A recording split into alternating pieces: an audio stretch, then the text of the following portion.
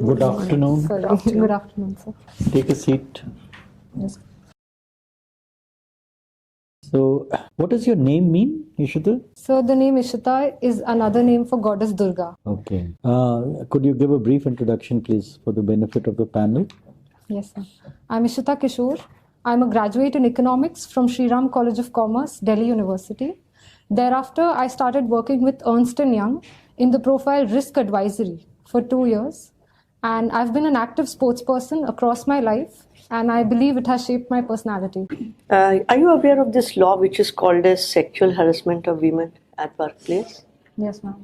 So just tell us a little bit about this law and its functioning. Ma'am, after the Vishaka guidelines of the Supreme Court in 1997, Parliament did come out with its own legislation for prevention of sexual harassment of women at workplace. And ma'am, this legislation enables the creation of an internal complaints committee. Which year the Parliament came with this law? Ma'am, I think it was 2013 or 14. 30. It took 16 years. Yes, ma'am. Ma'am, the law mandates that there must be an internal complaints committee and a local area committee also to evaluate whatever complaints are being made in an independent and fair manner to ensure safety of women. So do you think only women are harassed at the workplace? Ma'am, in terms of sexual harassment, we have seen more cases and more prominent cases of women being subjected and subdued from their deserving role at workplace. So, okay, for India's foreign policy, I'll take you to that. And in the last 75 years, how do you see it evolving, and what are the major sort of turning points, so to speak, or milestones in India's foreign policy over the years? And currently, what is India's foreign policy approach?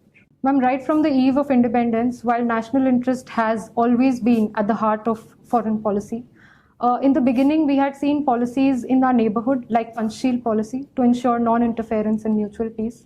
We had also seen the non-alignment movement to ensure that we do not align with any of the global powers and have our own independent say in the global activities.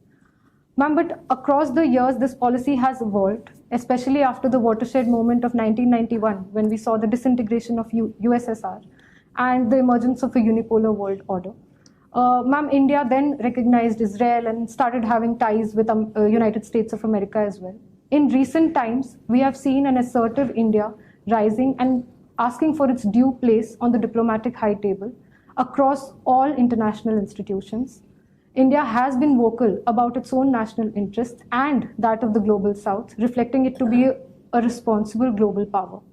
But what has been the underlying reason for this, more confident India, a more vocal India, as you put it? What do you think is the underlying reason or the basic reason for that? Ma'am, while India's soft power had always existed, it is now that our hard power, that is undeniable. India is the 4th largest economy in the world that deserves its rightful place. India has the 3rd largest military in the world.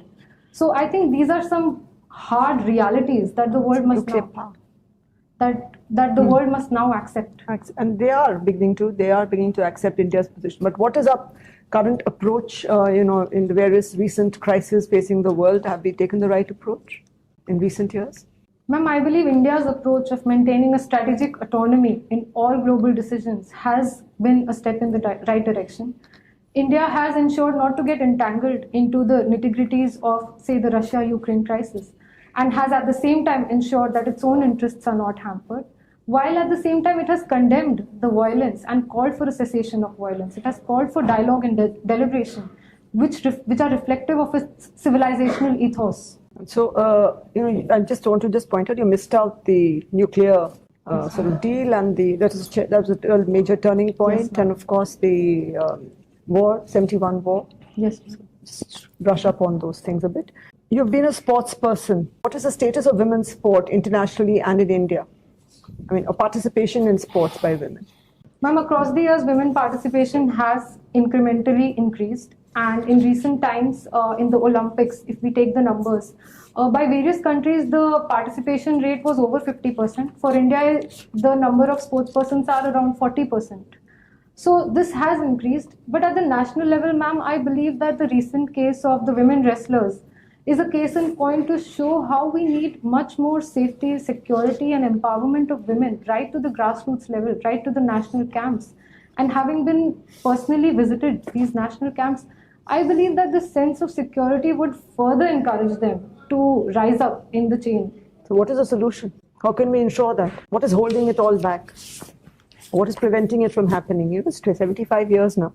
Ma'am, I think the need of the hour is a higher focus, and we must implement all our energies into ensuring that we create a safe environment by higher accountability standards, by more stringent training, and ensuring that these are safety bubbles. These national camps are safety bubbles for our young girls who are aspiring.